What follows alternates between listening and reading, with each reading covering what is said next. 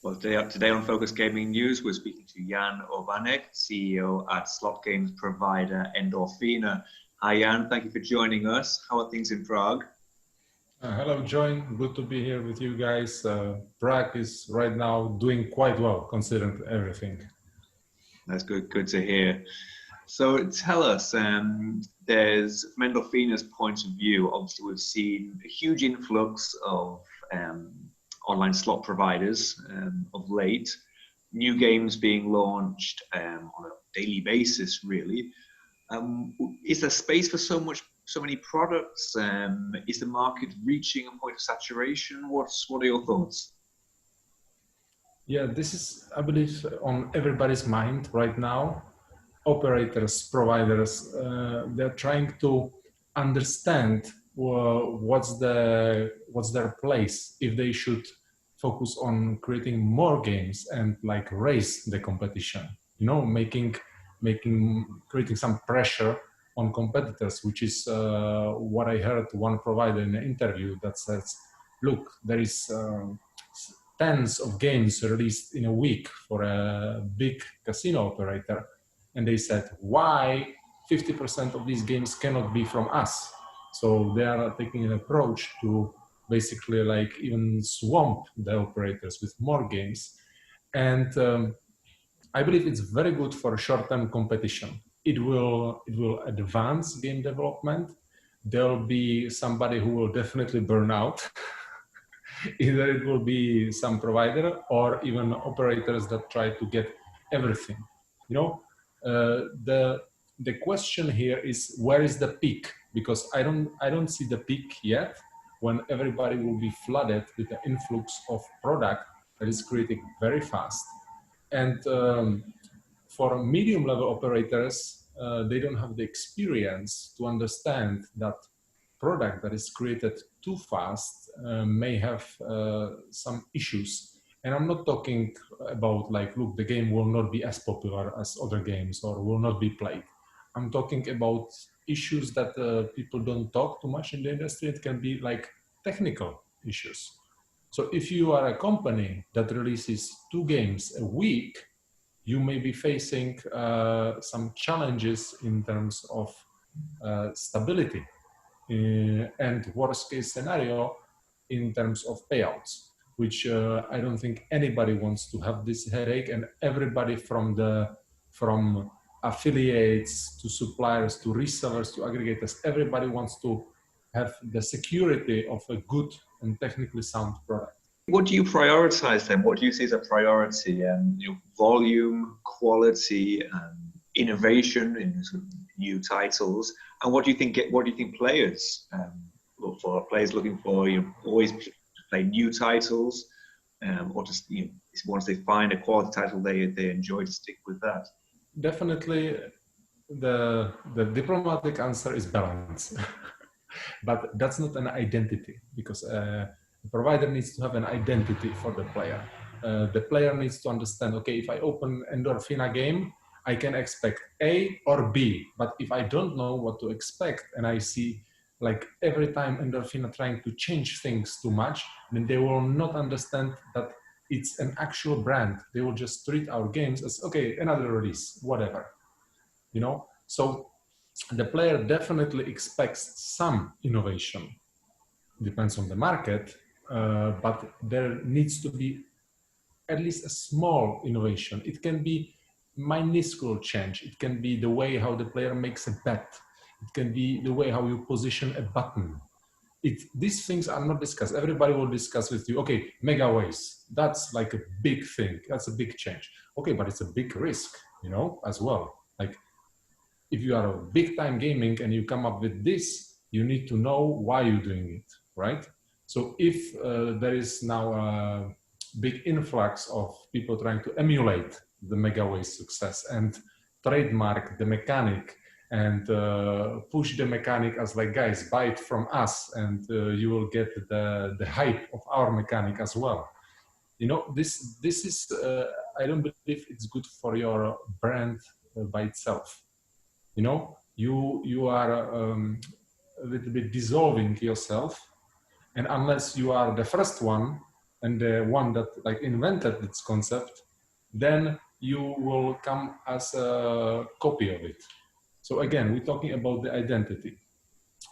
In general, Endorphina's identity is a little bit split. So on one end, we deliver games that are classical, stable. Players click on it, they understand the pay table very fast. They know the rules, they understand, okay, I'm chasing this, or I'm enjoying the game because I can predict kind of from the pay table right away what will be my winnings. Or there is the second part, a little bit more like marketable games, games that are a little bit crazy, a little bit focused on that specific market, that have some fun, some spark. But this is basically a question of showing the player that, look, we understand you, you want to play for real stakes, maybe high volatility games, or you want to be entertained. But the icon of the game already tells the story of the math. So if you have an icon of a game that says it's megaway, super splits, 100 clusters, and then under it there is the name, I think your brand is already lost. Yeah, so this is something that we don't believe it's stable in the long term. It's very good for innovation and like the push up, you know, for the games to be visible and everybody coming up with new ideas, and I'm topping you and you topping me, then, but resources will be exhausted at some point.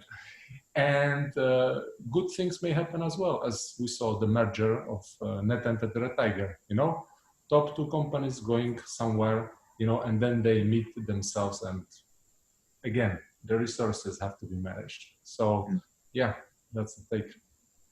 I mean, you mentioned megaways and this a kind of pressure maybe to emulate a certain formula. Do you think there is still space for brands to forge their own identity, to create their own unique identity that can be immediately identified? Yes, I believe so, definitely. We are trying to do that. We're trying to put our concept out there, but it's very hard to communicate with the customer, with the operators, the resellers, and with the player at the same time without mixing the message. Yeah, and this is something that we want to do through our social media campaigns, where we want to target more the players. We want to show the players, you know, like the fun part, the marketable part, the engagement part. But on the other hand, with our business partners, we want to deal as fair, straight, and transparently as possible. So we don't want to like market to our business partners, you know, like use marketing tricks and trying to like impress them with flashy stuff. Because at the end of the day, the decision makers, the people that are actually doing business, they will look at numbers, they will ask serious questions. Yeah. So I think this is how the brands can show themselves. So we are a little bit like Jekyll and Hyde, you know, in one sense, that to players like, look, this is fun, this is entertainment, this is like crazy stuff is going on with Endorphina. But to our business partners, we're coming and we're saying, okay, you see this is marketing, but this is us, good terms, solid games, very stable technical solution, properly tested. This is something that the partners want, you know, and also convenience. Okay, great. The what do you think about the sort of direction that Europe's taking at the moment? We've seen a continued movement towards licensing. Most European markets are regulated markets now. Some of the remaining markets due to come and go live in the next year, and certification as well. As in more countries adopting certification. Are there disadvantages to players in heavily certified markets, do you think? This is the question that everybody's asking lately, because you have a licensed market, and through that, basically, it forces us as a supplier to certify our games and tweak the games a little bit. So there is a difference when a customer comes to me and starts talking about a market that requires certification of the math of the games, and that the rules are actually the correct rules and the game is doing what we are stating the game is doing. That makes sense. But when there is a customer that comes to me and tell me, look, in October, this jurisdiction in Europe is changing everything and we need to change the speed of the spin of the games, limit the maximum stake to €1. And we need to make sure that player every 20 minutes receives a pop-up window that says, you are gambling, do you want to stop? You know, and then at some point, the jurisdiction achieved maybe what they wanted to get the player away from the casinos, but from the casinos that will comply. So again, we are talking about some serious black market, and Endorphina basically is trying to open as many regulated markets as possible. At this moment, like this is my favorite headache right now, talking to laboratories, to customers, what do you need from us? Where we can comply? What are the small things that we should change so our games are compliant with your jurisdiction? And the customers are telling me the same thing. Things are tightening up, and somewhere in some jurisdictions, they are going over the top. And the customers that pay taxes, they are heavily involved in maybe some community work. You know, they are sponsoring a local youth sports team or whatever is the thing they are doing. Suddenly they feel unappreciated and overtaxed and overburdened by regulation that doesn't allow them, even though they fulfilled all the steps, doesn't allow them to give a good player experience. So this is the limitation right now, and I would be like very happy if we will see some jurisdiction that will be very, very aware about the tax loss that they are, suddenly tax gap, that if they, this will not come sooner than several years, I believe, because you need to analyze the data from, let's say when you're in 2022, you will check, okay, 2021, taxes dropped, what happened? You know, oh yes, in 2020, we introduced this like very restrictive law. So hopefully this will happen at some point, but in general, regulation is good for the business. It allows us to feel like a proper business that is not shady, because we have developers, we pay them wages, we have marketing managers, sales managers, we have group of people that have lives. They are not some people that are plotting underground how to steal money from players, which unfortunately the politicians sometimes use this as an argument. So this is what we want to achieve, to have games certified in regulated markets, but at the same time trying to get some message out there to the regulator bodies that look like there is a limit to this. Yeah. Do you think the regulatory bodies should be taking it on themselves to educate legislators maybe about the dangers of the unlicensed market, of players being channeled outside of regulated operators? It definitely would help. Unfortunately, my experience with this is when somebody brings those numbers and shows the regulator, like, look, this is happening, like there is black operations working like this, like that, they put the black operations in the same box as the regulated operations, and they put it on one blanket that says, okay, gambling is bad. Unfortunately, this is the case, and there is no way how to explain a regulator that actually the players look for the means to gamble. So if you ban everything, like they will find a way how to gamble. Like very good example in the US, which I really liked. So in the US, they received the social security checks or some kind of payment due to the coronavirus. And there is a group of people that, since casinos were closed, they decided to gamble online. But in the US, if you are not in a regulated state, you cannot gamble online. So they decided to place these checks, this money, as a bet on companies that are going to bankrupt.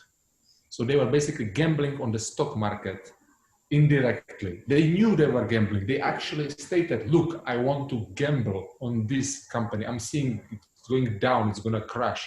Their business model is like a lot of people on one place has to be at the same time, which during coronavirus is like impossible. And you don't know when this will be fixed. And they still make this as a bet. So people want to gamble. It's up to the state to decide what's acceptable, and it's up to the state also to collect the taxes and protect the operators in some sense. Yeah, but the players will be there always, and the players are the consumers, and they make the decision. They're the main guys eventually. Good. Excellent. Well, thanks, Jan. Is there anything you'd like to add before we finish on what are Endorphina's plans, or looking towards the future? Definitely. I want to plug in a little bit. So, as I said, we are expanding a lot in certified markets. This is one of the key points that I want to put out there. Basically, our schedule for game releases is tightening up due to the thing we discussed, that there is a lot of pressure on operator from suppliers to operators. So we will have we'll try the road of a little bit more releases, but not like 2 a week. We are planning more something like 2 a month, because we want to deliver a quality, solid product that is reliable. And also we want to make sure that the operators actually launch the games, which I've seen that some of them were overwhelmed too much. So this is the Endorphina right now, and in the near future we're planning a new series of slot games that is going to be based on popular culture, and I believe it's coming. The timing is perfect right now. I cannot give you more info right now, which I would love to, but I'll tell our marketing team to get in touch as soon as we have the final confirmation from all of our guys about this. Brilliant. Well, we'll look forward to seeing them. Well, thank you, Jan. Thank you for joining us, and we'll look forward to speaking again soon. Thanks, John. Thank you. Bye.